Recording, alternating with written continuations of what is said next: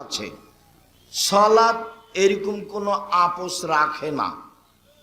অজু করে সালাত আদায় করতে হয়, পানি নেই তায়াম্মুম করে করতে হবে, মাটি নেই তাহলে অজু তায়াম্মুম ছাড়াই নামাজ পড়তে হবে। কেবলার দিকে মুখ করে সালাত আদায় করতে হয়, কেবলা বোঝা যায় না, কেবলা ছাড়াই সালাত আদায় করতে হবে। দাঁড়িয়ে সালাত আদায় করতে হয়, দাঁড়িয়ে থাকা যায় না, বসে থেকে করতে হবে।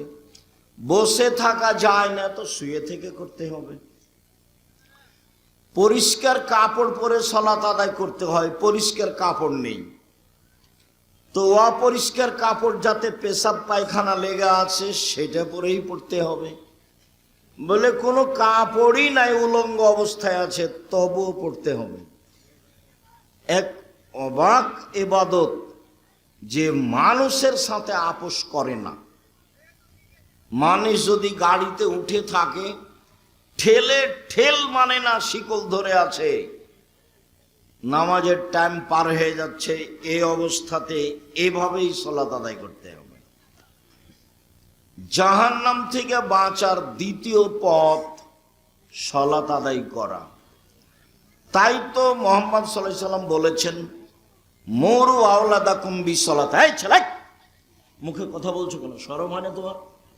লজ্জা হয় না? তোমাকে কয়েকবার আমি নিষেধ করলাম না? আপনি কি মনে করছেন আমি তো আছি এখানে?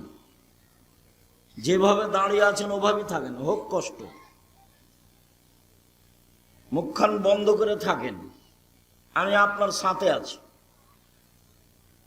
যে মহিলাগুলো বাজার করছে, তোরে হিন্দুর মেয়ে, আমি জবাব দিব? এইসব দোকানপাটে দাঁড়িয়ে আছে, আপনার স্ত্রী নাহলে আপনার বোন নাহলে আপনার মা, বলেন যে ওরা হিন্দুর মেয়ে, তো বাজারে আছে কেন? শরম হয় না? বৃষ্টি হচ্ছে, বাড়ি চলে যাবে, দোকানপাটে ঘুরে কি করে? তুমিও আছো তার সাথে, সেজন্য ঘুরে কাপুরুষ। তোমার শরম হয় না কেন? তোমার হায়া হয় না কেন? তোমার লজ্জা হয় না কেন? তোমার বোন ওখানে দাঁড়িয়ে আছে কেন দোকানে? নিজের বিবেচনা অন্যের হাতে তুলে দিলে তো পরিবার কন্ট্রোল করা যাবে না। সম্মানিত দিনী ভাই বোন, যারা সামনে আছেন, আমার কথার সাথে সাড়া দিলে পরিবেশ ভালো থাকবে না। একটু লজ্জাবোধ করে মুখখান বন্ধ করে থাকতে হবে।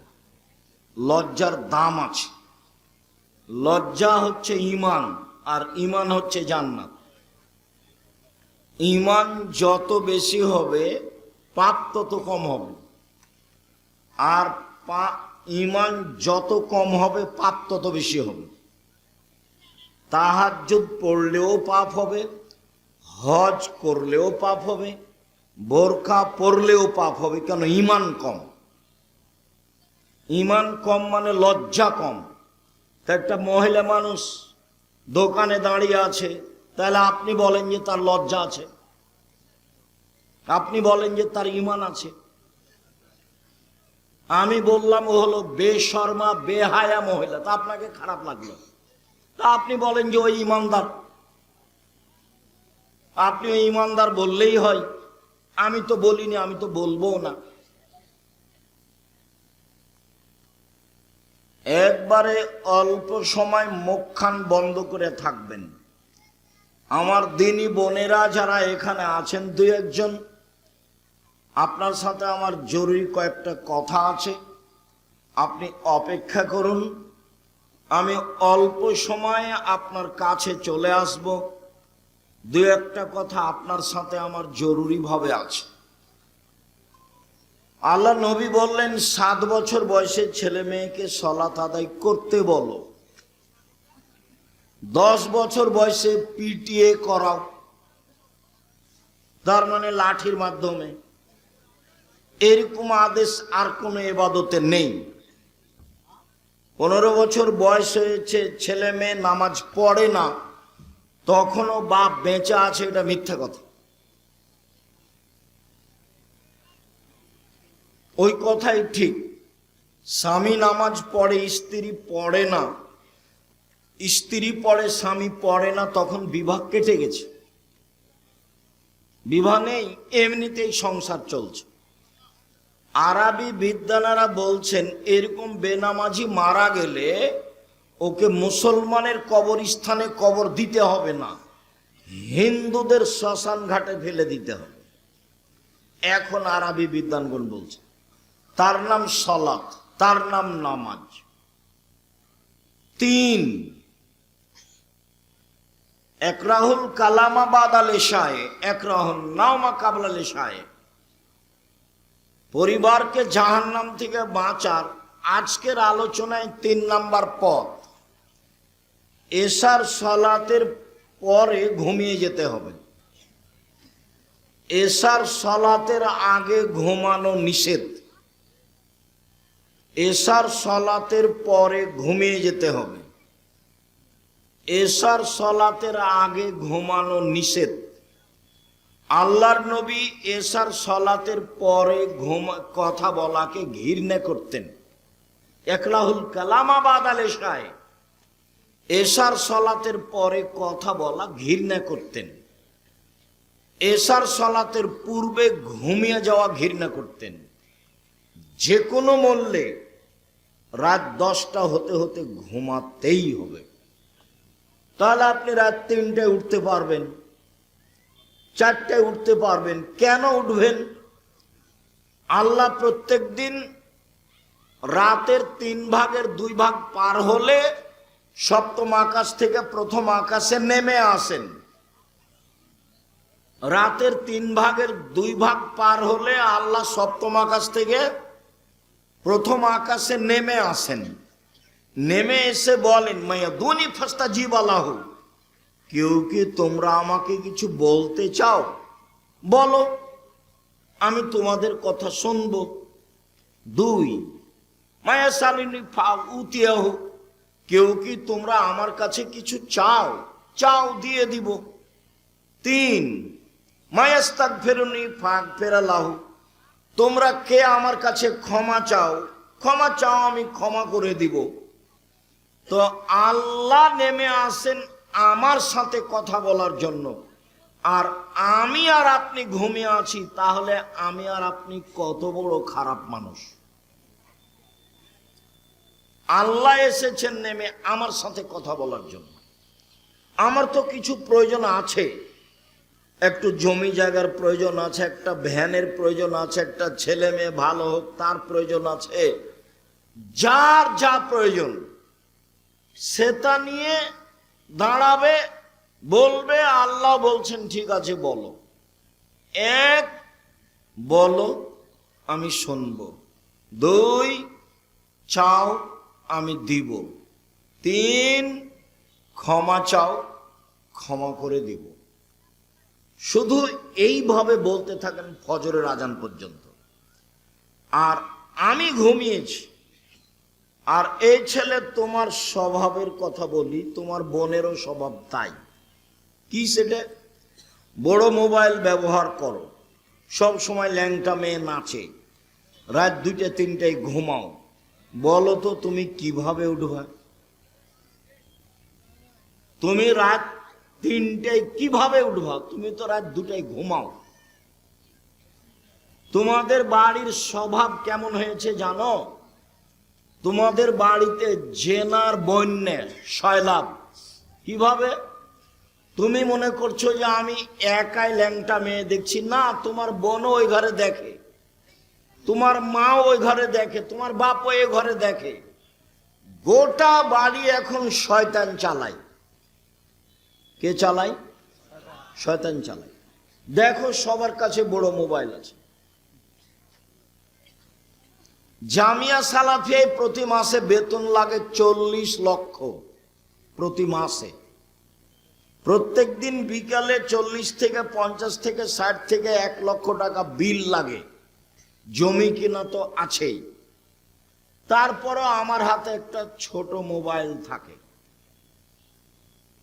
জামিয়া সালাফিয়া কিভাবে চলে তা শিক্ষক জানে না, জামিয়া সালাফিয়া কিভাবে চলে তা ছাত্র জানে না, জামিয়া সালাফিয়া কিভাবে চলে তা নেবরাসের সদস্য কমিটির কেউ জানে না।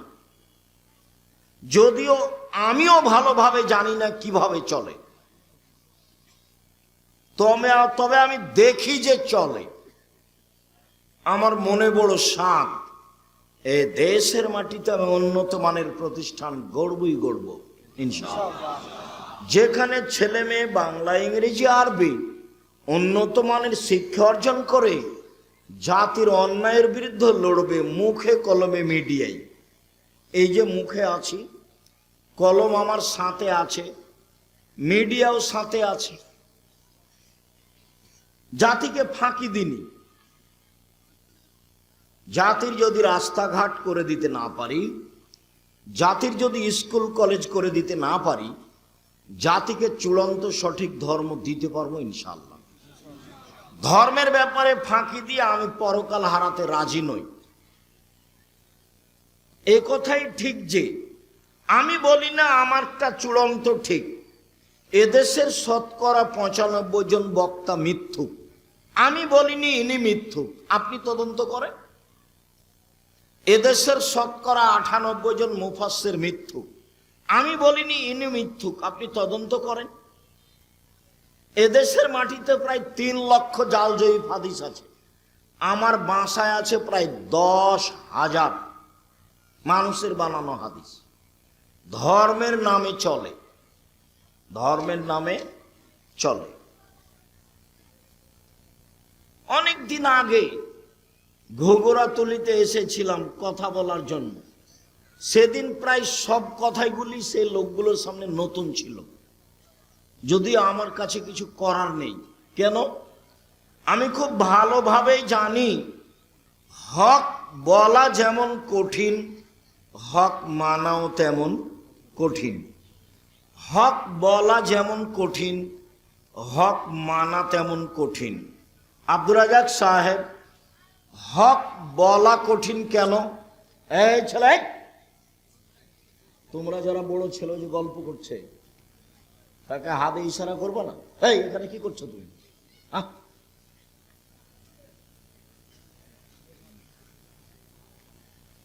সম্মানিত দিনী ভাই বোন,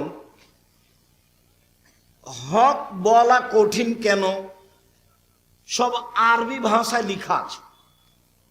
মিথ্যা হাদিসগুলি কোন ভাষায় লেখা আছে? আরবি ভাষায় লেখা আছে। সেইগুলো তদন্ত করে বলা কঠিন, এই জন্য হক বলা কঠিন। হক মানা কঠিন কেন? চলন্ত ধর্মের সাথে হকের মিল নেই। চলন্ত ধর্মের সাথে চূড়ান্ত ধর্মের মিল নেই।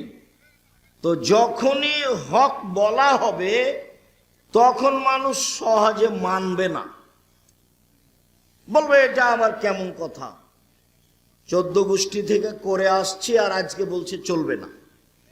তো হলো, এই জন্য চলে না, কঠিন। লাশটাকে সামনে রেখে সবাই বক্তব্য দিচ্ছে, এমপি, মন্ত্রী, চেয়ারম্যান, মেম্বার সবাই বক্তব্য দিচ্ছে। তা আমি বলেছি শুধু ঋণের কথা বলা যাবে, আর কিছু চলবে না। এটা হলো চূড়ান্ত হক। আর সবাই কথা বলবে এটা চূড়ান্ত মিথ্যে। যান যায় যায়, মরে মরে, তার পাশে বলতে হবে লা ইলাহা ইল্লাল্লাহ, বাস। কেন? কারো যদি শেষ কথাটা লা ইলাহা ইল্লাল্লাহ হয় তাহলে জান্নাতে চলে গেছে, তো বিশাল ব্যাপার। তো পাশে সবাই কোরআন মাজিদ পড়ছে, আবার সূরা ইয়াসিন পড়ছে, তো এটা তো মিথ্যা। কে ঠেকাবে? লোকটা মরার সাথে সাথে ওকে কেবলামুখী করছে। কেন করছে? মরার সাথে সাথে কাপড় দিয়ে ঢেকে দিতে হবে, সাদা কাপড় দিয়ে। তো কেবলামুখী করলো, কাপড় দিয়ে ঢেকে দিতে হবে, সত্য। কেবলামুখী করতে হবে, মিথ্যে। অজু দিয়ে গোসল দিতে হবে, সত্য। গোসলের পূর্বে পেট চেপে পেশাব পায়খানা বের করতে হবে, মিথ্যে, বিদআত, হারাম, কাবিরা গুনাহ। আবার নখ কাটতে হবে, আবার মোচ কাটতে হবে, আবার নিচের লুম পরিষ্কার করতে হবে। কত যে ফেতনা আছে।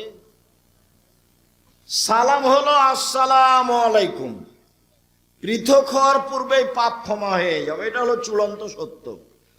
তো এখন সালাম হওয়ার সময় দেখলাম 4 হাত লাগলো, এটাও তো নয়।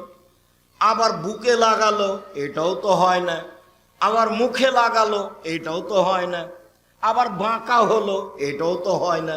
আবার এরকম করলো, এটাও তো হয় না। হাঁটুতে সালাম দিল, সেটাও তো হয় না। পায়ে সালাম দিল, সেটাও তো হয় না। এক সালামে যে কত বেদাত আছে। আল্লাহর নবী বলছেন, পৃথিবীর মানুষ শুনে রেখো, এখনো মিম্বাদি আইম্মা এহদুনা বেগাইরে হাদিয়াতি, আমার আদর্শ বাদ দিয়ে অন্য আদর্শ ধরে বলবে এইটাই রাসূলের আদর্শ। আমার সুন্নাত ছেড়ে দিয়ে বলবে অন্য সুন্নাত ধরে নে, এটাই রাসূলের সুন্নাত। ওইসব মাওলানাদের দেখতে লাগবে মানুষ, ওদের অন্তর হলো শয়তানের অন্তর। হুজুরের অন্তরটা কেমন? শয়তানের। আমি এ কথা বলিনি, এ কথা কে বলছেন? মুহাম্মদ সাল্লাল্লাহু আলাইহি ওয়াসাল্লাম, হাদিস বুখারী বলছে। হুজুরকে দেখতে লাগে মানুষ, হুজুরের অন্তর হলো শয়তানের অন্তর। হুজুর একটু দমে না কেন? সবসময় খালি চাপে নমজের ভাষাটা হ্যান্ডঠামু করে কেন? হ্যান্ডঠামু করে কেন? ধর্ম কি হুজুরের পৈতৃক সম্পত্তি, বাবার সম্পত্তি? দেখে বলবে, না হলে যারা জানে তাদের কাছে আশ্রয় নিবে। শুনুন, জাতির যদি রাস্তাঘাট করে দিতে না পারি, জাতির যদি স্কুল কলেজ করে দিতে না পারি, জাতিকে চূড়ান্ত সঠিক ধর্ম দিতে পারবো ইনশাআল্লাহ। ধর্মের ব্যাপারে জাতিকে ফাঁকি দিয়ে পরকাল হারাতে রাজি নই।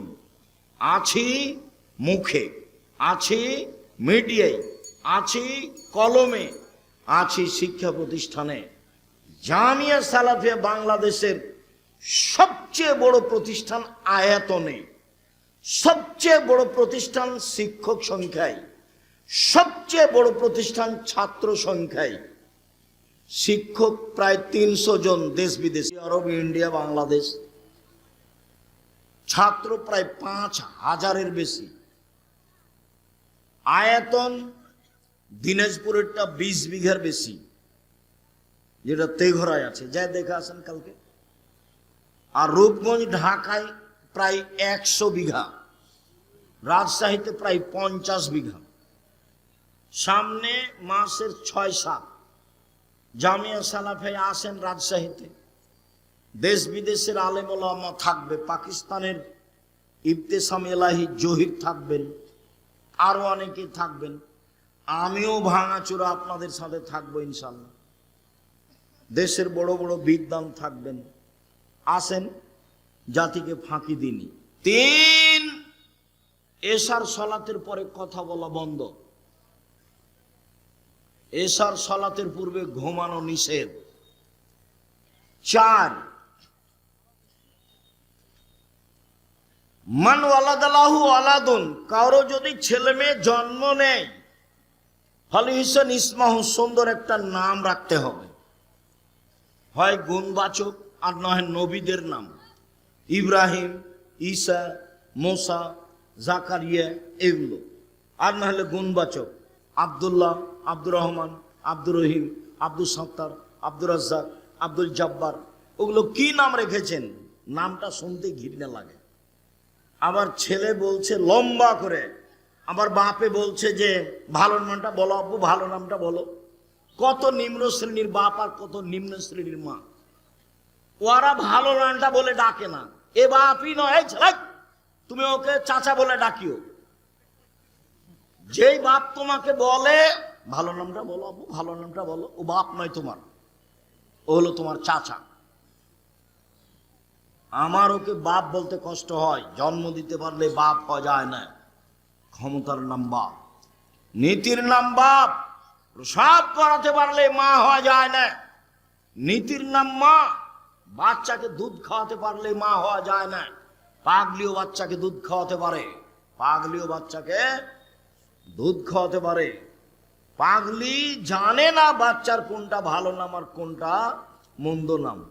নাম আপনি দুটা রাখলেন কোন শরমে? রাখলেন কেন? কেন আপনি রাখলেন? বাস একটা সুন্দর নাম রাখবেন ছোট করে, লম্বা 3 লাইন ধরে নাম রাখলেন। আপনার ছেলে কি কোনো বেদাতি হুজুর নাকি? বেদাতি হুজুরের 3 লাইন নাম থাকে, দেখেন না, লম্বা হয়ে থাকে। অমুক পীরে ওলি, পীরে কি গাউসে আজম বলতে বলতে কি যে বলছে। জি, কামেলে পীর। আমি 90 সাল থেকে মাঠে আছি। এই যাবত আমি আমার কোনোদিন পরিচয় দিইনি। মানুষ যখন আমাকে চাপ দিয়ে বলেছে যে পরিচয় বলেন, তখন আমি বলেছি আমার নাম আব্দুর রাজ্জাক আর আমার বাপের নাম ইউসুফ। বাপ বেটা মিলে আব্দুর রাজ্জাক বিন ইউসুফ। এর চেয়ে আমি কোনোদিন বেশি বলিনি। প্রমাণ করেন দেখি। সম্মানিত দিনী ভাই বোন, সুন্দর নাম রাখতে হবে, বাপের জিম্মেদারি। ভালো মানুষ, পরহেজগার মানুষকে দিয়ে তাহানিক করে নিয়ে আসতে হবে। তাহানিক কি? খেজুর ভালো করে চাবিয়ে জিভা থেকে একটু ওই লালা সহ বের করে বাচ্চার জিভার মাঝামাঝিতে দিয়ে দিতে হবে, দিয়ে মাথায় হাত দিয়ে দোয়া পড়ে দিতে হবে। এর নাম তাহানিক। 7ম দিনে আকিকা দিতে হবে, বাপের জিম্মেদারি। বাচ্চা হাঁটতে শিখেছে, পায়জামা পরাতে হবে, হাফ প্যান্ট নয়। শুনুন, মেয়েকে পায়জামা পরাতে হবে, জাঙ্গিয়া নয়। বড় জামা পরাতে হবে। প্রতিষ্ঠানে যেতে শিখেছে, মাথায় কাপড় দিতে হবে। আপনি নাকি বাপ, চলেন আপনার সাথে কয়েকটা কথা বলি। 5, আবু মুসা আশআরী রাদিয়াল্লাহু তাআলা আনহু বলেন, রাসূল সাল্লাল্লাহু আলাইহি সাল্লাম বলেছেন, মাসালু জালিসি সালে ওয়া সাওয়ি ও মান কানাত লাহু জারিয়া। কারো যদি একটা কাজের মেয়ে থাকে, ফা আল্লামাহা ফা হাসানাত তালিমাহা, শিখিয়ে দিল, সুন্দর শিখিয়ে দিল, ও আদাবাহা, শিষ্টাচার শিখিয়ে দিল, ফা হাসানাত তাদিবাহা, সুন্দর শিষ্টাচার শিখিয়ে দিল, ফালাহু আজরানে, তার জন্য ডবল নেকি। তাহলে সব বিদ্যা সুন্দর নয়, সব শিষ্টাচার সুন্দর নয়। যেই বিদ্যা ছেলেকে দাড়ি চাঁচতে বলে সেই বিদ্যা সুন্দর নয়। যেই বিদ্যা ছেলেটাকে বড় মোবাইল ব্যবহার করতে বলে সেই বিদ্যা সুন্দর নয়। যেই বিদ্যা ছেলেটাকে টাকনোর নিচে প্যান্ট পরতে বলে সেটা বিদ্যা নয়। যেই বিদ্যা ঠাকুরের গান বলতে উৎসাহিত করে সে বিদ্যা নয়। আপনার ছেলে দিয়ে জাতির কিছু হবে এটা আমি মনেও করি না। কেন? আপনি ভুল বুঝেছেন। কি বুঝেছেন? সবার চাপে ছেলে কম হয়েছিল দেরিতে, তো ছেলেটাকে পড়তে দিয়েছিলাম জামিয়া সালাফিয়ায়, বা মেয়েটাকে তো দাখিল পরীক্ষা দিয়ে ভালো রেজাল্ট করেছে, প্লাস পেয়েছে। তো চাচি বলছে স্কুলে দাও, ডাক্তার হবে ভালো। দাদিও বলছে স্কুলে দে বেটা, একটা ডাক্তার হবে ভালো। একটা মেয়ে মানুষের ডাক্তারের প্রয়োজন, বা একটা ইঞ্জিনিয়ার হবে। তো সবার চাপে ছেলেটাকে স্কুলে দিয়েছে। ইন্টার পরীক্ষার সময় 4 জন মাস্টার ছিল। বিশ্ববিদ্যালয়ে পরীক্ষার সময় সাবজেক্ট প্রতি একটা মাস্টার ছিল। যাক, আপনার কথা অনুপাতেও ডাক্তার হয়েছে, দেশে শিক্ষা অর্জন করে একটা ভালো ডাক্তার হয়েছে। এই চলে, এ ভালো ডাক্তার, এ হলো প্রতারক। কিভাবে বলেন আব্দুর রাজ্জাক সাহেব? যেই কোম্পানি টাকা দেয় তারই ওষুধ লিখে। তো তুমিও গেছো, তোমার বেটাও, আপনার ছেলেও গেছে, আপনিও গেছেন। চাঁপাইনবাবগঞ্জের ভাষায় আমও গেল, ছালাও গেল, কাঁদতে কাঁদতে 2 চোখও গেল। টাকা পয়সা খরচ করে কি করলেন? ও তো ধোঁকাবাজ, জাতির সাথে প্রতারণা করে। আর ইঞ্জিনিয়ার যদি হয় তাহলে ও চোর, টাকা মাইরে নেই। একটু দিনাজপুর রানীর বন্ধু লোকেরা বুকে হাত দিয়ে বলুক না কেউ আমার সামনে বক্তব্য দেয়, এই যে জাতির জন্য ছেলে মানুষ করেছে, চোরও নয় প্রতারকও নয়। যেটা খুব মেধাবী সেটা লন্ডন, আমেরিকা, কানাডা চলে গেছে, তো বলছে যে আমার ছেলে একবারে সিটিজেনশিপ পেয়েছে, ওই দেশে থাকে, বিশাল কিছু। কি করে, ওই সরকার একটা ভালো চাকরি দিবে না, তখন একে করেছে যারা টয়লেট পরিষ্কার করে তাদের ম্যানেজার 3 লাখ টাকা বেতন। তখন এও ভাবলো যে বেতন ভালো আছে, যাক যা হবে হবে, দেশে যে লাভ নাই, বা 5 লাখ টাকা। বলো এবার পড়ার ফলাফল কি? 1 মিনিট, এই ছেলেরা তোমরা যারা নিজেকে মেধাবী মনে করছো, একটা কথা শোনাই আমার বাস্তব। সেটা হলে আমার বাম কানে কিছুদিন ওই চুলকাতো, খুব একটু একটু পানি আসতো, তো দিনাজপুর কান বিশেষজ্ঞ ডাক্তারের কাছে গেলাম, উনি বললেন অবস্থা ভালো নয়, তো ঔষধ দিল। ঢাকা মেডিকেল বড় ডাক্তারের কাছে গেলাম, বলছে যে কি যে হয়, ঔষধ দিল। রাজশাহী বড় ডাক্তারের কাছে গেলাম, বলছে মনে হচ্ছে যে পর্দা ফেটে গেছে, ঔষধ দিল। 6 মাস বছর পার হচ্ছে। তো একদিন আমি কলকাতায় গেলাম প্রোগ্রামের জন্য, মনে হয় এখান থেকে যেদিন যাই সেদিনই হতে পারে। তো বললাম যে শোনো চলো মেডিকেলে চলো, আগে কানটা দেখাই। তো সিরিয়াল করে আমি গেলাম, ডাক্তার একটু এভাবে দেখেই সরে বসছে। তা আমি বলছি হাজরাত যারা মেহরবানি কারকে দোবারা দেখতে, মানে ও যেভাবে দেখেছে তাতে আমাকে ভালো লাগেনি। তা আমি অনুরোধ করে বলছি আর একবার দেখতেন। তো হেসে উঠে বলছে দো দাওয়া লিখ দিয়া, कभी नहीं होगा, अगर हो ही जाए तो दूसरे को इस्तेमाल करना पहले को नहीं। বাস ভালো হয়ে যাবে, আর কোনোদিন হবে না। যদি হয় তাহলে দ্বিতীয় ওষুধটা ব্যবহার করিও, প্রথমটা নয়। 3 দিন পার হয়নি, ভালো হয়ে গেছে, আলহামদুলিল্লাহ। আমি কি বলি তোমাকে, আমার বাস্তব অভিজ্ঞতা বললাম। তোমার বাপ মা ভুল বুঝেছে, তুমি কিছু করতে পারবা না, জাতির ব্যবসা করে খাও। আমি চকলেটের ব্যবসা করতে বলিনি, দেখো আমি চকলেটের ব্যবসা মানে আমি বলেছি কম পয়সা দিয়ে ব্যবসা করো, লোন নেওয়া লাগবে না, শ্বশুরের কাছে টাকা নেওয়া লাগবে না। এটা সত্য, আমি তোমাকে মজাক করে বলিনি। এটা দিনাজপুর মানে বোনকে জমি দেয় না, শয়তানি করে দিন কাটাই। 10 বছর হলো বাপ মরা, এখন পর্যন্ত বোনকে জমি দেয়নি। তোমাকে তো বলেছি, তোমার বাপকে তুমি বলনি। আব্দুর রাজ্জাক সাহেব বলে গেলেন আপনি নাকি কুকুর সিলিকের চেয়ে খারাপ আব্বা। কেন? আমার দাদা মরা 10 বছর হলো, আমার বোন ফুফুকে নাকি জমি দেননি। দেখো তুমি, আর তুমি হুঁশিয়ার ছেলে, প্রমাণ করো তোমার বাপ পাবে সকালে জমি আর তোমার ফুফু পাবে বিকেলে। এইটুকু হবে কি না? এইটুকু হবে না। তোমার বাপ যখন পেয়েছে তোমার ফুফুও তখন পাবে। বলো 10 বছরের জবাব কি হবে? তোমার বাপ তো কুকুর সিরিয়ালের চেয়ে খারাপ, তুমি তার চেয়ে খারাপ। কিভাবে? তুমি যৌতুক নিলে কেন? যৌতুক নিবে কেন? ভিক্ষা করে খাবা, তো বহুদিন থেকে বলছি। আরে ভিক্ষা করে খাবা কেন? দিন মজুরি করে খাবা। দিন মজুরি করে খাবা কেন? ব্যবসা করে খাবা। আল্লাহ রাসূল বললেন উপার্জনের 4টা পথ, যে যেখানে আছেন কষ্ট হলে এক খেলে চেয়ে থাকবেন। আমি লম্বা সময় করব তা নয়। 1 দিন মজুরি, আল্লাহ নবী বলেন সন্ধ্যায় টাকা শেষ হবে। 2 ব্যবসা, 2 চাকরি, 25 দিনে টাকা শেষ হবে সাধারণত। 3 জমি চাষ, সমান সমান না হলে লস। 4 ব্যবসা। তখন আল্লাহর নবী বলছেন সত্যবাদী বিশ্বস্ত ব্যবসায়ীরা নবীর সাথে থাকবে জান্নাতে। তাহাজ্জুদ পড়ে নবীর সাথে থাকা যায় না, হজ করে নবীর সাথে থাকা যায় না,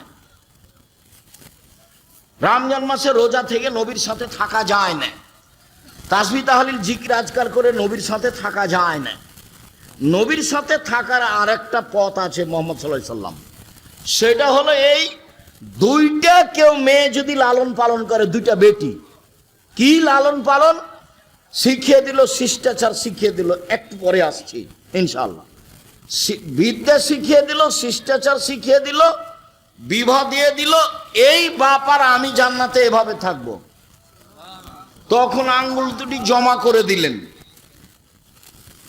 আমি আর ওই বাপ একসাথে থাকবো। 10টা ছেলেকে পড়ালে এক নেকি হবে, এই কথা আল্লাহ রসুল বলেননি। তো ছেলেকে পড়াবেন কেন? জন্ম দিয়েছেন এই জন্য। শুনুন, কারো যদি কাজের মেয়ে থাকে, 5 শিখিয়ে দেয়, সুন্দর শিখিয়ে দেয়, সব বিদ্যা সুন্দর নয়। শিষ্টাচার শিখিয়ে দেয়, সুন্দর শিষ্টাচার শিখিয়ে দেয়, তাহলে সে ডবল নেকি পাবে। সব শিষ্টাচার সুন্দর নয়। এই ছেলে, তোমার বোনের নখটা বড় আছে, নখে নেইল পালিশ আছে, বলো তো এর কাছে বিদ্যা আছে? নেই। আল্লাহ নবী বলছেন যে নবীদের বৈশিষ্ট্য 10টি। নবীদের খাসলাত, অভ্যাস, শিষ্টাচার, বৈশিষ্ট্য, আদাত, অভ্যাস 10টা নবীদের। 1, দাড়ি ছেড়ে দিতে হবে, ছোট করাও যাবে না, চেঁচে ফেলাও যাবে না। 2, মোচ কেটে ফেলতে হবে, চাঁচা যাবে না। মোচ কিছু থাকবে মানে পুরুষ। 3, অজু গোসলের সময় নখগুলি, এই গিরাগুলি ভালো করে ধুইতে হবে। 4, নখ কেটে ফেলতে হবে। তো তোমার বোনের নখ বড় আছে, বলো দেখিও ভালো শিক্ষা অর্জন করেছে।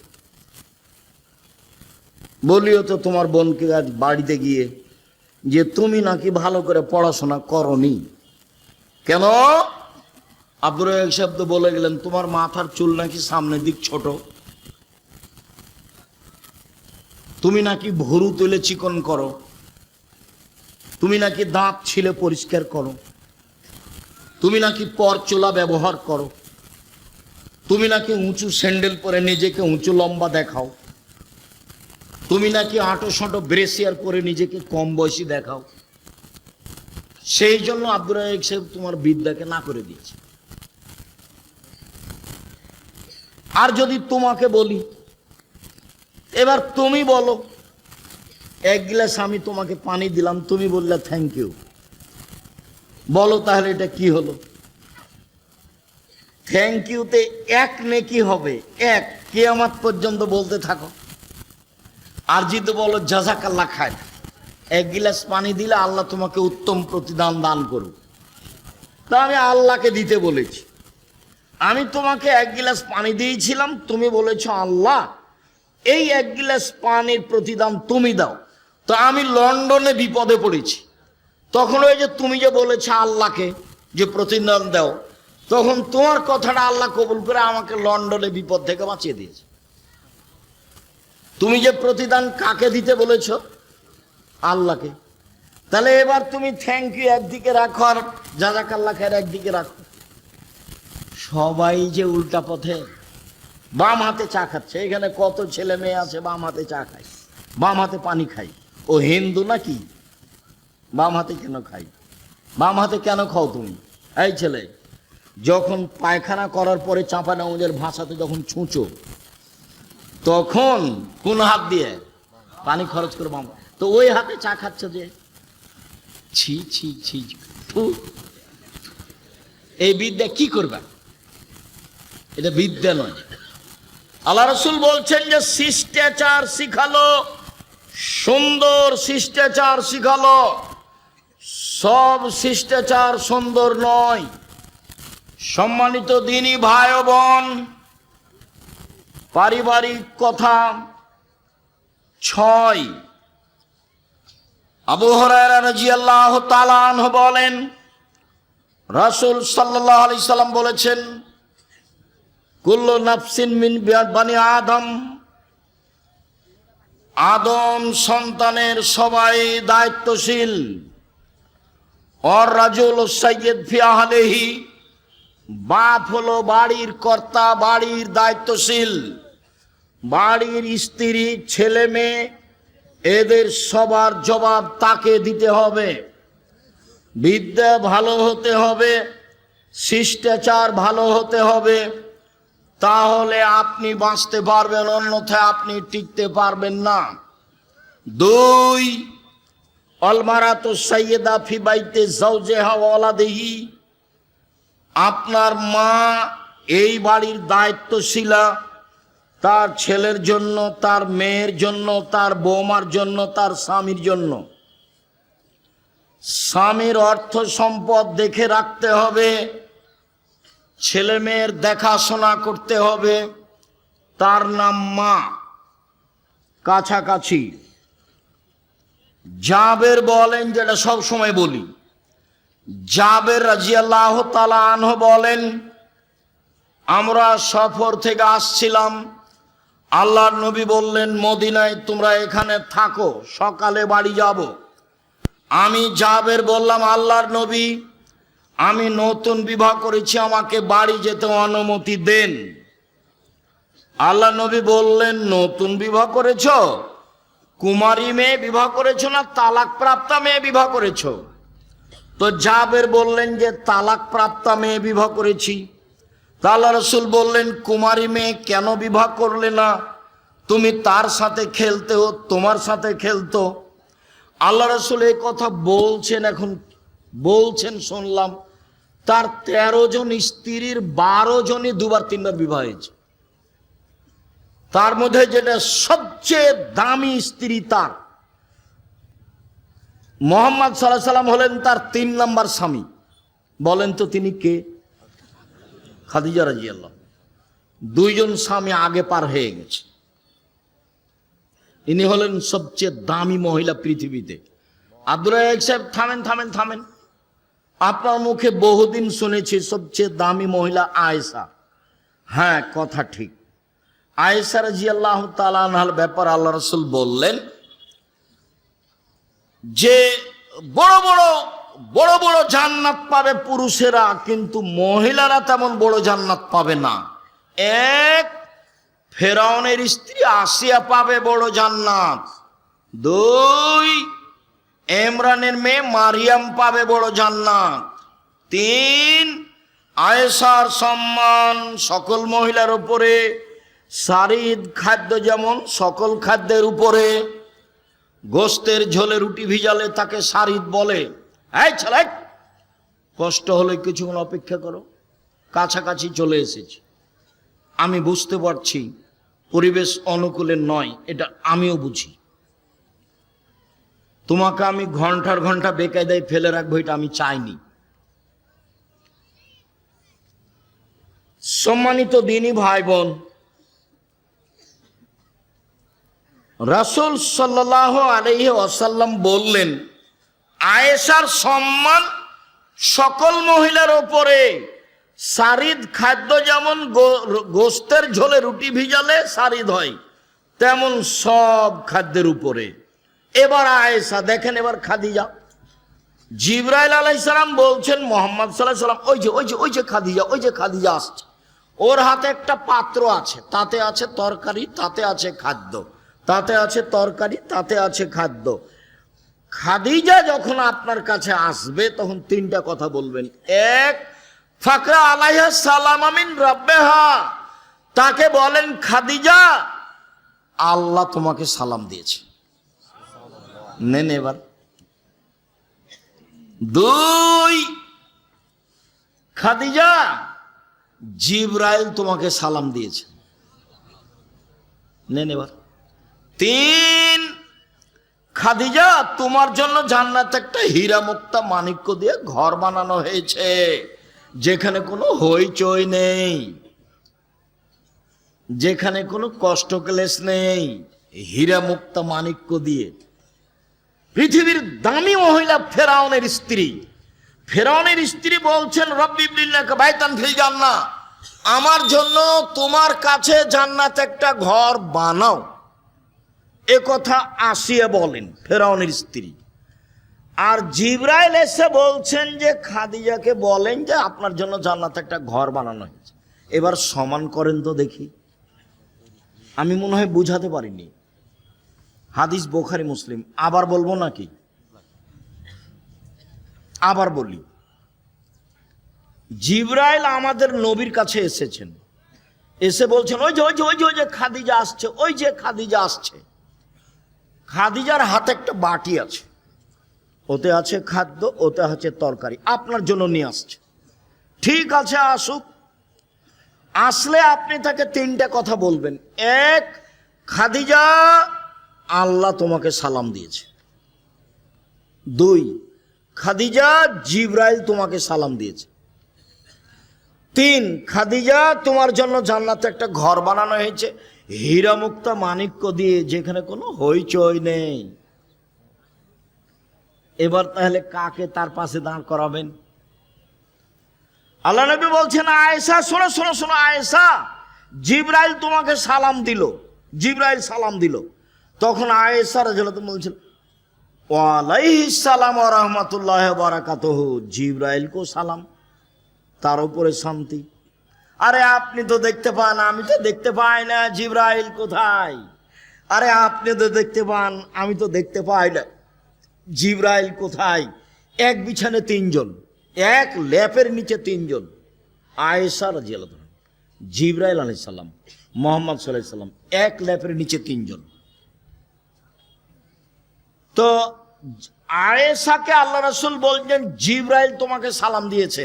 তো আল্লাহ নবী কি বললেন যে আয়েশা, আল্লাহ তোমাকে সালাম দিয়েছে? না, তফাৎ বুঝাতে পারলাম না। আল্লাহ আয়েশাকে সালাম দেননি। আয়েশা কাকে সালাম, আল্লাহ কাকে সালাম দিয়েছেন? খাদিজাকে। তাহলে এবার সমান করেন দেখি। তো আমি চেয়েছি আপনি আমার দিনী বোন, একটু আয়েশা খাদিজার মতো হবেন। তো কোন শরমে আপনি দোকানে দাঁড়িয়ে জিনিস কিনছেন? ছি ছি ছি ছি ছি ছি ছি। আপনার একটু ইতস্তবোধ হয় না? আপনাকে একটু খারাপ লাগে না? অথচ আপনার গায়ে বোরখাও আছে। ছি, নাউযুবিল্লাহি মিন যালিক। লা হাওলা ওয়ালা কুওয়াতা ইল্লা বিল্লাহ। লা ইলাহা ইল্লা আনতা সুবহানাকা ইন্নী কুনতু মিনাজ জালিমিন। আল্লাহ তুমি বাঁচাও। জাবের তালাক প্রাপ্ত মেয়ে বিবাহ করলে কেন? শুনেন, আমার আব্বা শহীদ হয়েছেন ওহুদের যুদ্ধে 9 জন মেয়ে রেখে। আমার 9 জন বোন আছে, এদের সমবয়সের, কম বয়সের, কম বুদ্ধির মেয়েকে আমি বিবাহ করতে চাইনি 4টা কারণে। শুনুন, আমার আব্বা শহীদ হয়েছেন ওহুদের যুদ্ধে, 9 জন মেয়ে রেখে আমার 9 জন বোন আছে। এদের বয়সের, কম বয়সের মেয়ে আমি বিবাহ করতে চাইনি 4টা কারণে। এক, লেতুয়াল্লেমাহুন্না, আমার স্ত্রী যেন আমার বোনদেরকে বিদ্যা শিখাতে পারে। বিদ্যা, ছেলে মেয়ে আপনিও পড়াচ্ছেন, কিন্তু আপনি ঠকে গেছেন। জাতির জন্য পড়াতে হবে, নিজের জন্য নয়। টাকা ইনকাম করবে, এটা আপনার মাথায় আসলো কেন? আরে আমার আব্বা নিরক্ষর, আমি কতদিন শুনেছি, আমার নিজের বাপের কথা বলছি। আমার আব্বা নিরক্ষর, আমি কতদিন শুনেছি আমার আব্বার মুখে। আরে ছেলে মেয়ে কি ভাগ্য ছেড়ে এসেছে নাকি? ওদের জন্য অত চিন্তা করব কেন? ওদের ভাগ্য আছে। তা আমাকে যখন বলতে লাগলো যে আপনার ছেলেরা ভালো, আব্দুল্লাহ, আব্দুর রহমান, আব্দুর রহিম, ওদেরকে একটু স্কুলে দেন না। তখন আমি বললাম যে সবার ছেলে তো স্কুলে পড়ে, আর স্কুলে যায় কি করবে, এরা এই লাইনেই থাক। তো শিক্ষকের নাম্বার দিয়েছে 101। তা আমি বলছি, হুজুর এভাবে দিলেন যে আব্দুল সামাদ সালাফ 101 দিলেন যে? আরে শোনো আব্দুর রাজ্জাক, জীবনে কত খাতা দেখলাম, তো 100 দিয়েছি। তো আমাকে এটা তার চেয়ে ভালো লেগেছে, তখন আমি কোনো পদঘাট না পেয়ে 101 করে দিয়েছি। তো জাতির জন্য ছেলে মানুষ করেন, নিজের জন্য কেন? নিজের জন্য করলে ও কোম্পানির ওষুধ লিখবে, ও জানে যে এর চেয়ে ভালো ওষুধ আছে। কি করবে মেয়ে ছেলে দিয়ে? আর বেটি ছেলে হলো তার সহযোগী। বেটি ছেলে ভাষা বুঝেন না? মেয়ে মানুষ বুঝেন তো? ডাক্তারের সহযোগী কে? মেয়ে মানুষ। কেন দেশে ছেলে মানুষ নাই? ডাক্তার সাহেব আপনি মনে কিছু নিয়েন না, আপনাকে আমি ভালোবাসি। ব্যতিক্রম দুই একজন হবে না এটা নয়, দুই একজন হবেই। আমি তো সারা জীবন বলে আসলাম 90 সাল থেকে আমি কোনোদিন পথ খরচ চাইনি, পাথেও চাইনি। তো এমন তো সবাই বলে না, বলে কি? কারো মুখে আমি শুনিনি যে ওও বলছে আমি কোনোদিন জীবনে পথ খরচ চাইনি। আমাকে যদি কেউ পথ খরচ দিতে চেয়েছে জোর করে, আমি যে আপনার প্রোগ্রামই করব না। আমার জীবনে কোনোদিন আমাকে কোনো এমপি, মন্ত্রী বা কোনো চেয়ারম্যান, সভাপতি, সেক্রেটারি নত হয়ে কথা বলা লাগেনি। ওটা আমার জীবন ওই পাতাই নাই, ওই পাতা আমি ছিঁড়ে দিয়েছি। খুব সম্মান সহকারে জাতির সামনে দিন নিয়ে আস, এবং মনে বড় স্বাদ আছে, সাহস আছে। আম গাছে জাম ধরতে পারে, ধরে না। অমাবস্যা রাতে চাঁদ উঠতে পারে, উঠে না। শোয়ের ছিদ্র দিয়ে লাঙ্গলের ফল ঢুকতে পারে, ঢোকে না। শোয়ের ছিদ্র দিয়ে লাঙ্গলের ফল ঢুকে যেতে পারে। আম গাছে জাম ধরে যেতে পারে, অমাবস্যার রাতে চাঁদ উঠে যেতে পারে। আমি যেই কথা বলছি এতে সন্দেহ আছে বলে কিয়ামত পর্যন্ত চেষ্টা করলে সরিষা ঢোকানো যাবে না। তার জাবের, আমার 9 জন বোন আছে, আমি বেশি বয়সের মেয়ে বিবাহ করেছি। 1, আমার বোনকে বিদ্যা শিখিয়ে দিবে। 2, বলে তোয়ার দেবা হন না, আমার বোনদেরকে শিষ্টাচার শিখাবে। এই ছেলে, সব শিষ্টাচার সুন্দর নয়। বগলের লুম উঠিয়ে ফেলতে হবে, বেলেট দিয়ে কাটা যাবে না। নিচের লুম পরিষ্কার করতে হবে, ঊর্ধ্বে টাইম 40 দিন। শিষ্টাচার। ডান পায়ের জুতা আগে পরতে হবে, শিষ্টাচার। বাম পায়ের জুতা আগে খুলতে হবে, শিষ্টাচার। ডান কাতে শুইতে হবে, শিষ্টাচার। দোয়া পড়ে শুইতে হবে, শিষ্টাচার। দোয়া পড়ে উঠতে হবে, শিষ্টাচার। ডান হাতে খেতে হবে, শিষ্টাচার। পাশ থেকে খেতে হবে, শিষ্টাচার। বিসমিল্লাহ বলতে হবে, শিষ্টাচার। শিষ্টাচার দিয়ে ধর্ম ভর্তি। 1 গ্লাস পানি পান করলে কয়টা শিষ্টাচার লাগে? 5টা। শুনুন, শিষ্টাচারের কাছে। ছেলে শোনো, তোমার আম্মাকে নিয়ে একটা কথা বলি। কাছাকাছি চলে এসেছি, কষ্ট নিও না। এবার শুধু তোমার আম্মার সাথে কথা বলছি, তুমি তোমার আম্মাকে বলে দিও। জাবের রাদিয়াল্লাহু তাআলা আনহু বলেন, রাসূল সাল্লাল্লাহু আলাইহি সাল্লাম বলেছেন, এই আমসাইতুম কুফু সিবিয়ানাকুম, সন্ধ্যার সময় বাচ্চাদেরকে ছাদের ওপরে নিয়ে যায় না, উঠানে আগুনে নিয়ে যায় না। শয়তান ছড়িয়ে পড়েছে, শয়তানের বদনজর লাগবে। বাচ্চা রাতে কাঁদবে, কান্নাকাটি করবে, ছাদ থেকে উপরে ধাক্কা দিয়ে ফেলে দিবে। আল্লাহ নবী বলছে, 1, বাচ্চা, ছোট বাচ্চাকে কোথায় নিয়ে যাওয়া হবে না সন্ধ্যার সময়? বাহিরে, ছাদে, উঠানে, আগুনে, খুলিতে, চত্বরে নিয়ে যাওয়া যাবে না, নিষেধ। 2,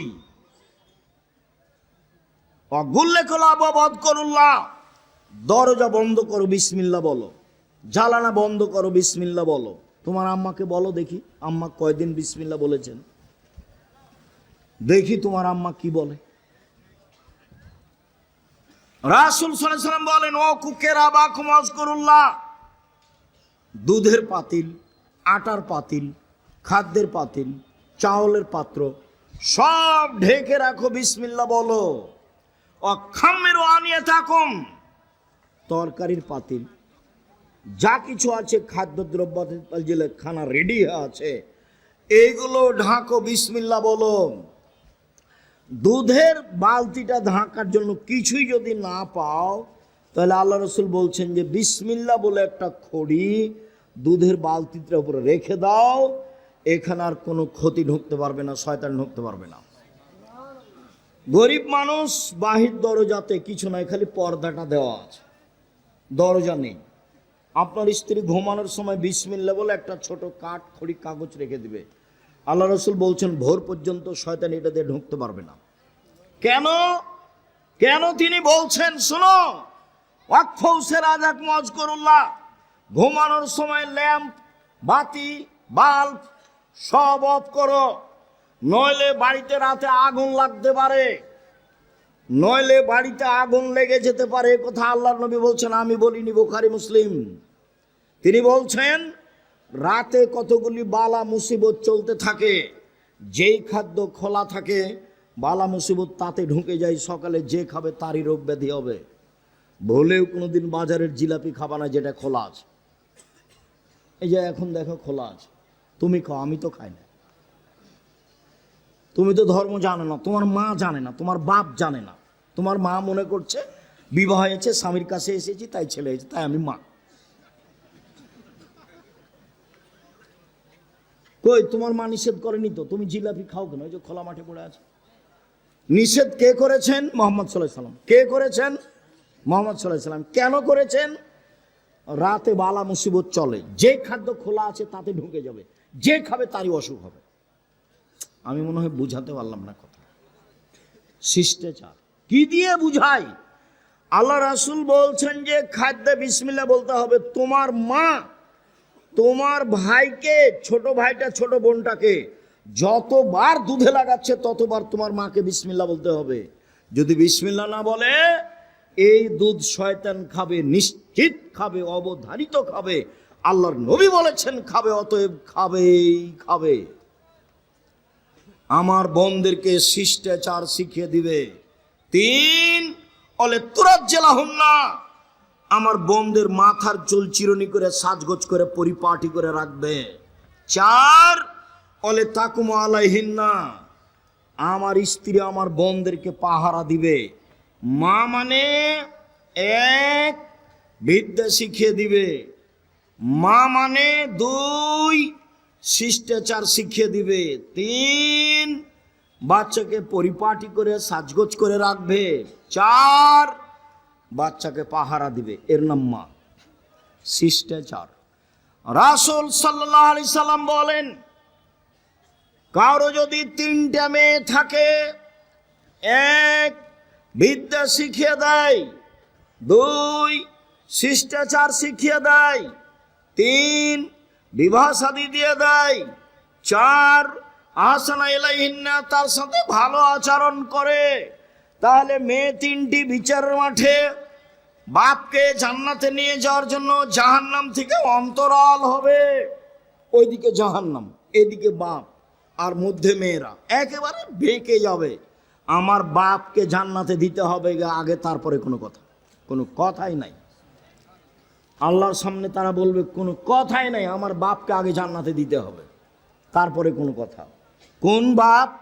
1 বিদ্যা শিখালো, 2 শিষ্টাচার শিখালো, 3 বিবাহ শাদী দিয়ে দিল, 4 ভালো আচরণ করলো। আমি মনে হয় বুঝাতে পারি না ভালো করে। মেয়ের সাথে খাস্টা মেষ্টা করা হবে না। একটা মেয়ে হয়েছে, তখন স্বামী স্ত্রী বলা বলি করছে, শাশুড়ি বলছে কি করবে, তাহলে একটা ডিপিএস খোলো, একটা গরু কিনো, গাভী। 2টা হয়েছে, তখন দাদিরাও বলছে কি করবি ভাই, একটা কিছু কর। 3টে যখন মেয়ে হয়েছে তখন বলছে ভাই এ বউ চলবে না, বউ তালাক দে। দাদিও বলছে, নানিও বলছে। দেখেন কেমন হয়ে আছে ধর্ম। কারোর কাছে শিষ্টাচার নাই। এই ছেলে তুমি জাতির কি করতে পারো? জাতির তুমি কি করতে পারো? তুমি শুধু মোবাইল চালা শিখেছ আর জেনা করতে শিখেছ মোবাইলে। 2 চোখের জেনা হলো চোখ দিয়ে দেখা, 2 কানের জেনা হলো কান দিয়ে শোনা, হাতের জেনা হচ্ছে হাত দিয়ে ধরা, পায়ের জেনা হচ্ছে এই পথে চলা, অন্তরের জেনা হচ্ছে পরিকল্পনা করা, মুখের জেনা হচ্ছে মুখে কথা বলা। তুমি জানো কত মেয়ের সাথে মোবাইলে কত কথা বলো। আল্লাহর নবী বলছেন আমার বড় ভয়, আমার উম্মত গোপন পাপে লিপ্ত হবে, এটা আমার ভয়। আমার বড় ভয়, আমার মেয়ে গোপন পাপে লিপ্ত হবে, এটা আমার ভয়। কাছাকাছি চলে আসলাম, শেষে চলে আসলাম। অতীব গুরুত্বপূর্ণ বুখারী মুসলিমের হাদিস। এই হাদিস বলে আজকের মতো কথা শেষ করব। 1 পায়ে দাঁড়িয়ে থাকবেন, নড়বেন না। প্রথম প্রস্তাব, 6-7 রাজশাহীতে যেতে হবে। বিশাল প্রতিষ্ঠান, দিনাজপুরের লোকের প্রতিষ্ঠান, চিরির বন্দরের মহিলা পুরুষের প্রতিষ্ঠান, রানীর বন্দরের মহিলা পুরুষের নিজস্ব প্রতিষ্ঠান। বিষয়ভিত্তিক বক্তব্য হবে, রাষ্ট্রীয় পর্যায়ের আলোচনা হবে, সবার জন্য একই ধরনের বক্তব্য, যাওয়ার জন্য অনুরোধ জানালাম। 2, আলিদেশাম পত্রিকা একটা চলন্ত মাসের নিতে হবে, আর আমি কিনেছি একটা ফ্রি দেওয়ার জন্য। আমি ইতেসামের কাছে কিনে নিয়েছি, জামিয়া সালাফের কাছে।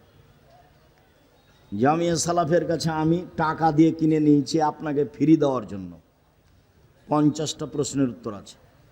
আজকের আলোচনা উপদেশ বইয়ে আছে, আদর্শ নারীতে আছে, আদর্শ পরিবারে আছে।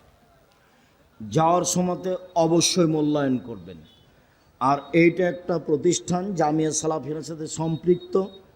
ছেলে মেয়ে অতীতে যা হয়েছে ওটা ভুল করেছেন, এখন ফিরে আসেন। এই ছেলেরা, তোমরাকেও বলছি, বিবাহ শাদী করেছো, বউ নিয়ে একটু ভালোভাবে চলো, খালি খাস্টা মেস্টা করো না, বউকে গালি দিও না। শোনো, 1, যে মানের খাচ্ছ বউকে সে মানের খাওয়াবা। 3, যে মানের কাপড় পরো সে মানের পরাবা। 3, কটু কথা বলবো না, গালি দিও না। একবার গালি দিলে 10 বছর ভালোবাসবে না। খালি প্রশংসা করো, সুন্দরী হোক আর না হোক। বলো যে তোমার মতো কোনো সুন্দরী নারী দেখি না, সারা রাত পাঁটি বেঁধে। ওরা হলো প্রশংসা প্রিয় মানুষ। তুমি ভুল করে গালি টালি দাও, সেই করো, ওগুলো করা হবে না। 4, মুখের উপরে মারা হবে না। 5, নিজের বাড়ি ছাড়া কোথাও যেতে দিতে হবে না। শ্বশুর বাড়ি পাঠাও যদি নিজে যাও, সকালে যাবা সন্ধ্যায় ফিরে আসবা। বউ নিয়ে যাবা, বউ নিয়ে চলে আসবা। বিবাহের বাড়িতে পাঠাও না। আর যদি তোমার বউ বাজারে যায়, রানীর বন্দর বাজারে যায়, তো আমি ধরে নিয়েছি তুমিও দুনিয়াতে নেই, বিদেশে চলে গেছো, নাহলে মরে গেছো। তোমার ছোট ভাইও নাই, তোমার বড় ভাইও নাই, তোমার বাপও নাই, তোমার শ্বশুরও নাই, তোমার ভাগনারাও নাই, কেউ নেই। তোমার বউ একেবারে নিরুপায় হয়ে বাজারে গেছে, অনাথ। জানি না তোমার বউ কেন বাজারে যায়। আমরা তো জীবনে একদিনও যাই না, তবু তো বেঁচে আছি। আমি জীবনে কোনোদিন চায়ের স্টলে বসিনি, জীবনে কোনোদিন বসিনি, তো বেঁচে আছি। তো চায়ের স্টলে বসিনি কোনোদিন। দোকানে হাট বাজারে তো আমরা তেমন যাই না। প্রতিষ্ঠানের আশেপাশে যারা দোকানদার আছে তারা চিনে, এখন আমাকে দেখে চিনে কি না হয়তো বা দেখলে বলবে যে ওই যে যাচ্ছে, এমনটা বলতে পারে। আমি কোনোদিন বসিনি। 4টা জিনিস জরুরি, হাদিসটা বলতে যাচ্ছি। 1, 5 ওয়াক্ত সালাত। এই ছেলে, একটু বিরক্ত হয়েও না। 5 ওয়াক্ত সালাত, হালাল রুজি, কোরআন তেলাওয়াত। 4, আড্ডা পিটা নিষেধ। আড্ডা পিটা 2 ধরনের। দোকানে বসে গল্প করা চিরদিনের জন্য হারাম। 2, মোবাইল দেখা ঘন্টার ঘন্টা, এটাও আড্ডা পিটা, চিরদিনের জন্য হারাম। 1, কি বলো তো? 1, 5 ওয়াক্ত সালাত। 2, হালাল রুজি, ব্যবসা, নবীর সাথে থাকা যাবে। 3, কোরআন তেলাওয়াত, প্রয়োজনে সূরা ইখলাস 3 বার পড়বো। আমি আল্লাহকে বলবো, দেখো আমি কোরআন পড়েছি, 1 বার কোরআন পড়েছি। 4, আড্ডা পিটা নিষেধ। আড্ডা পিটা 2 ধরনের। 1, দোকানে বসে বা নির্বাচনের ঘরে বসে সবাই মিলে এমন গল্প জমাইছে আর চা খাচ্ছে, টাকা দিয়েছে তো আর একজন, মাথায় কিছু আছে, সবই কি গোবর। মনে কষ্ট নিও না, আমি তোমাকে খুব মন দিয়ে ভালোবাসি, তুমি আমার কাছের সন্তান, তুমি আমার কাছের ভাই, তোমাকে আমার আদরের কোনো অভাব নেই, আপনাকে মূল্যায়নের কোনো অভাব নেই। তবে আপনার ছেলে এই জুয়া চুরি করে বেড়াবে, এর পিছনে ওর পিছনে দৌড়িয়ে বেড়াবে, এটা আমি চাই না। আপনার ছেলে পড়াশোনা শিখবে, হালাল রুজি উপার্জন করবে, নিজের মতো খাবে, নিজের মতো চলবে। কথা বুঝাতে পারিনি? পড়াশোনা শিখেছে, ব্যবসা করবে, না হলে চাকরি করবে, না হলে দিনমজুরি করবে, নিজের মতো খাবে, নিজের মতো চলবে। 5 ওয়াক্ত সালাত, হালাল রুজি, কোরআন তেলাওয়াত, বাস জান্নাত হবে। ধান্দাবাজি করতে গেছো কেন? কেন গেছো ধান্দাবাজি করতে? যাবা কেন? কেন যাবা? আয়েশা রাদিয়াল্লাহু তাআলা আনহা বলেন, আমরা সফর থেকে আসছিলাম, হঠাৎ করে আমার গলার হার হারিয়ে গেল। আমার বড় বোনের কাছ থেকে চেয়ে নিয়ে এসেছিলাম, খুঁজেও পায় না, যেতেও পারি না। সলাতের টাইম হয়ে গেল, পানিও নাই, অজুও করতে পারি না। বড় বিপদে পড়ে গেলাম, সবাই বিপদে। সবাই আমার আব্বাকে বলল, জানেন কি হয়েছে? কি হয়েছে? আরে আপনার মেয়ে তো হারিয়েছে, খুঁজে পায় না, যেতেও পারি না, পানিও নেই, অজুও করতে পারি না, সলাতও আদায় করতে পারি না। তাই এই কথা শুনে আয়েশা রাদিয়াল্লাহু তাআলা আনহা বলেন, আমার আব্বা আমার দিকে আসলেন। উনি বলছেন আবু বকর সিদ্দিক আসলেন, ওয়াল্লাকা জানি লাকজাতান শাদীদা, আমার কোমরের উপরে এত জোরে তিনি মারলেন যে আমার স্বামী আমার উরু রানের উপরে মাথা দিয়ে ঘুমাচ্ছিলেন। যদি না ঘুমাতেন তাহলে আমি মায়ের কারণে দূরে সরে যেতাম, তিনি এত জোরে মারলেন। আরেকটু, বাংলাদেশে যদি জামাই মেয়ের উরু রানের উপরে মাথা দিয়ে ঘুমায়, তাহলে শ্বশুর ওইদিকে যাবে, এভাবে উল্টা ঘুরে দাঁড়াবে। আয়েশা রাদিয়াল্লাহু তাআলা আনহার বিবরণ বুখারী মুসলিম। আবু বকর সিদ্দিক আমার নিকটে আসলেন, খুব জোরে আঘাত করলেন, লাকাজানি লাকজাতান শাদীদা, খুব জোরে আঘাত করলেন। ওই সময় আমার স্বামী আমার উরু আমার রানের উপরে মাথা দিয়ে ঘুমাচ্ছিলেন, না ঘুমালে আমি মায়ের কারণে দূরে সরে যেতাম, এত জোরে মেরেছেন। এইবার কথা, সবচেয়ে বড় মানুষে মারলেন, নবী রাসূল ব্যতীত, নবী রাসূল বাদ দিয়ে পৃথিবীর ইতিহাসে আবু বকর সিদ্দিক রাদিয়াল্লাহু তাআলা বড় মানুষ কেউ নেই। বুঝাতে পারিনি কথা? নবী রাসূল বাদ দিয়ে পৃথিবীতে সবচেয়ে বড় মানুষ কে? আবু বকর সিদ্দিক রাদিয়াল্লাহু তাআলা। সবচেয়ে বড় মানুষে মারলেন, সবচেয়ে বড় মানুষের সামনে মারলেন কে? মুহাম্মদ সাল্লাল্লাহু আলাইহি সাল্লাম। সবচেয়ে বড় মহিলাকে মারলেন, কাকে মারলেন? আয়েশা রাদিয়াল্লাহু আনহাকে মারলেন। বিবাহদারী মেয়েকে মারলেন, মেয়ের বিবাহ দিয়ে দিয়েছেন। জামাইয়ের সামনে মারলেন, হাত দিয়ে মারলেন, দিন দুপুরে মারলেন, প্রায় 1400 মহিলার সামনে মারলেন, 1400 মানুষের সামনে মারলেন, মহিলা নয়, 1400 মানুষের সামনে মারলেন। সবচেয়ে বড় মানুষে মারলেন, সবচেয়ে বড় মানুষের সামনে মারলেন, সবচেয়ে বড় মহিলাকে মারলেন, হাত দিয়ে মারলেন, বিবাহদারী মেয়েকে মারলেন, জামাইয়ের সামনে মারলেন, দিন দুপুরে মারলেন, খোলা মাঠে মারলেন। এত বড় বাপে এত বড় বেটিকে এত মানুষের সামনে মেরে দিলেন, ভুল কোথায় হারটা হারিয়ে গেছে বুঝতে পারেননি, এ হলো ভুল। আর আপনার মেয়ে দোকানে দাঁড়িয়ে আছে বোরখা পরে, খারাপ লাগলো না? আপনি একটা ধমকও দিতে পারেন না? মেয়েটা ক্লাস 10-এ পড়ে, নখ বড় আছে, চুল ছোট আছে, আপনার প্যান্টটা আঁটো সাঁটো আছে, পায়জামাটা কত কি আছে, আপনার ভুরু তোলা আছে, ভুরু চিকন করা আছে, নাক পরিষ্কার করা আছে, কত কি যে আছে, দাঁত ছিলা আছে, সবই না যায় হারাম। আপনি ধমকও দিতে পারেন না? আপনার মতো বাপের বেঁচে থাকা ঠিক নয়, মরে যাওয়া ভালো। মেয়ে লালন পালন করবে জামিয়া সালাফে ইনশাল্লাহ। 5000-এর বেশি ছেলে মেয়ে আছে, 500-র অধিক এতিম অসহায় আছে। আপনার মেয়েকেও পড়াবো ইনশাল্লাহ। আপনার মতো বাপের আমি বেঁচে থাকা চাইনি। বাপ যেভাবে পরিবার কন্ট্রোল করা যাবে তার নাম বাপ। কথা দিয়ে পিটিয়ে পরিবার কন্ট্রোল করবো, এ দেখেন বাপ মেয়েকে মারে দিলেন। বিবাহদারী মেয়েকে, বাপের কাছে মেয়ে কোনোদিন বড় হয় না, বুঝাতে পারিনি? বাপের কাছে মেয়ে কোনোদিন বড় হয় না। জামাইয়ের সামনে মারলেন, জামাই কোনো কিছু বলতে পাবেন না। সম্মানিত দিনী ভাই বোন, আলোচনার শেষে চলে আসলাম। আমাদের গাড়িতে বই পুস্তক আছে, কোথায় আছে তা আমি ঠিক বলতে পারছি না। এখানে আদর্শ পরিবার উপদেশ এগুলোতে আজকের বিবরণ আছে। আর ইতেসাম পত্রিকা সবাই নিয়ে যাবেন। কয়েকটা জিজ্ঞাসা, পত্রিকা কেউ ছেড়ে যাবেন না। গাড়ি ভর্তি বই নিয়ে আসা হয়েছে আপনার জন্য।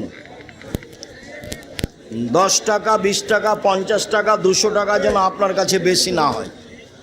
আর আব্দুল্লাহর একটা বই ছিল মিন্নাতুল বারি, দেখুন তো আছে কি না। আব্দুল্লাহর বই মিন্নাতুল বারি, এটা কোথায়?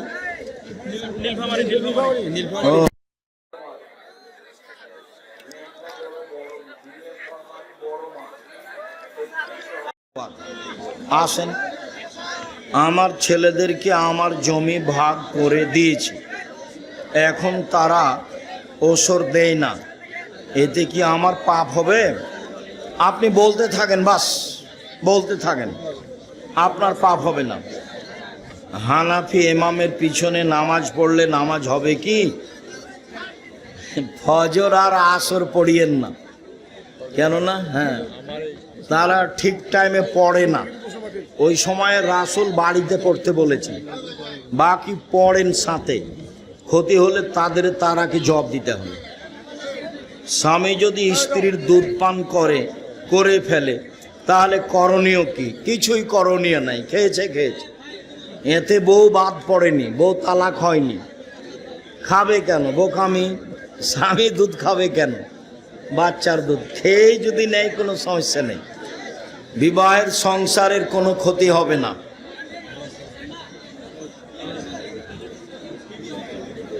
শখ করে ইঁদুর পালা যাবে কি? নাউজুবিল্লাহি মিন যালিক। যেসব প্রাণীকে মারা আদেশ আছে এহরাম বাঁধলেও, হজের এহরাম, তার একটা প্রাণী হলো ইঁদুর, ওকে মেরে ফেলতে হবে। আগুন লাগিয়ে দেয় রাতে ইঁদুর, আল্লাহ রাসূল বলেছে। আর বাড়িতে যেটা আছে গিরগিট, ছিপকালি, জিঠি, এটা মারতে হবে।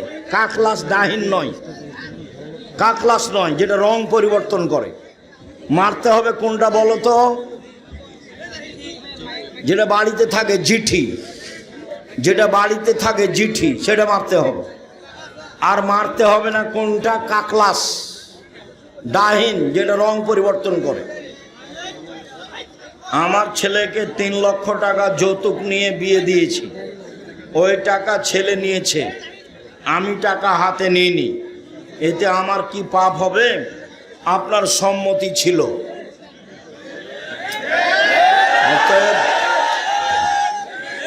দেখলেন আপনার ছেলের আপনার উল্টা হয়ে গেছে।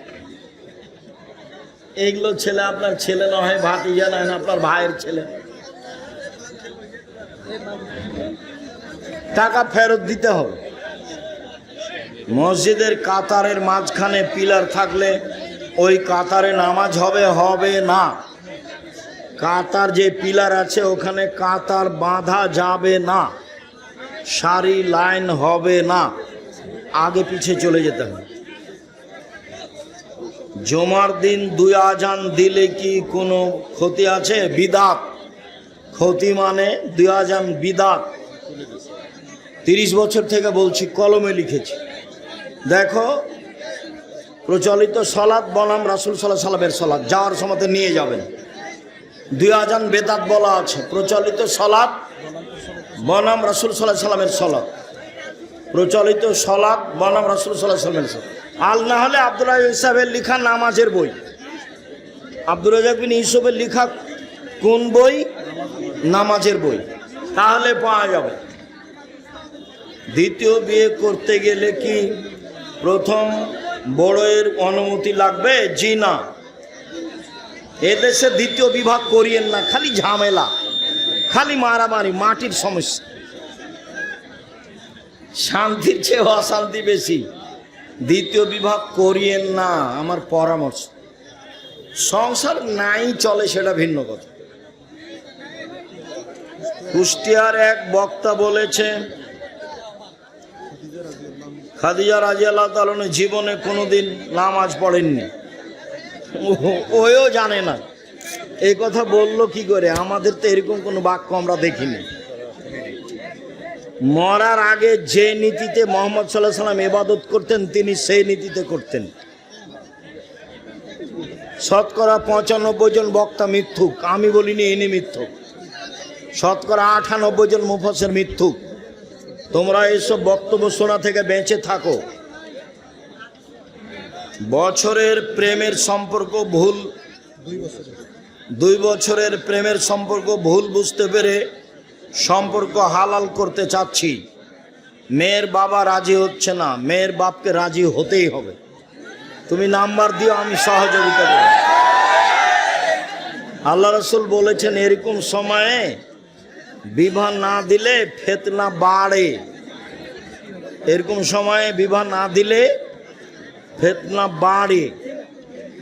যে বাপ বিবাহ দিচ্ছে না দেখবেন যে ও খালি টেনশনে দিন কাটাচ্ছে, ঝামেলার শেষ নেই। আসসালামু আলাইকুম সাহেব, বিস্তারিত বললে উপকৃত হব। দাদার সম্পত্তি নাতির এতিম কতটুকু পাবে? যদি ওর নিজ ভাইরা বেঁচে থাকে, ওই লোকের যদি আর ছেলে বেঁচে থাকে, তাহলে নাতিরা জমি পাবে না। যে পরিমাণ ওই ছেলে পেত সেই পরিমাণ ওসিয়ত করে দিতে পারে। যে ভাগ পায় না তার জন্য ওসিয়ত চলে। আর ছেলে থাকলে নাতিরা জমি জায়গা পাবে না। সালাতে দণ্ডায়মান হলে হায় আসতে পারে, হাত দিয়ে ঠেকাবা। হাই উঠলে শয়তান হাসে, মুখের ভিতরে ঢুকে যায়। ওর খালি খারাপটাই কাজ।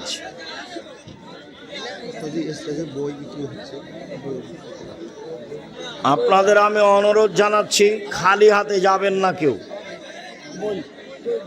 না হলে একটা আলিতে সম্পত্তিকে নিয়ে যাবেন, একটা ফ্রি আছে, ওটা আমি কিনে নিয়েছি আপনাদের জামিয়া সালাফের নিকট থেকে, আপনাদেরকে ফ্রি দেওয়ার জন্য। একজন ইমাম ফরজ সালাত এবং মৃত ব্যক্তিকে দাফন করার পর হাত তুলে দোয়া করাকে বিদআত বলছে। ঠিকই বলেছে, হাত তুলে দোয়া করা ব্যক্তিগত ব্যাপার, কিন্তু ওই ইমাম মসজিদে ফরজ সালাতের পর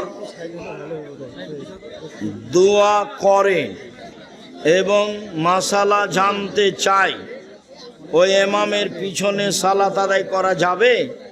সালাত যাবে, তার পিছনে সালাত হবে। তোমরা ইমাম পরিবর্তন করো, কিন্তু তার পিছনে সালাত হবে না এই কথা নয়। তবে উনি যেহেতু বেদাত বলেছেন, তার করাটা একেবারেই মানায় না। আচ্ছা যাক, কোনো সাধারণ লোক হবে, তোমরা তাকে ইমাম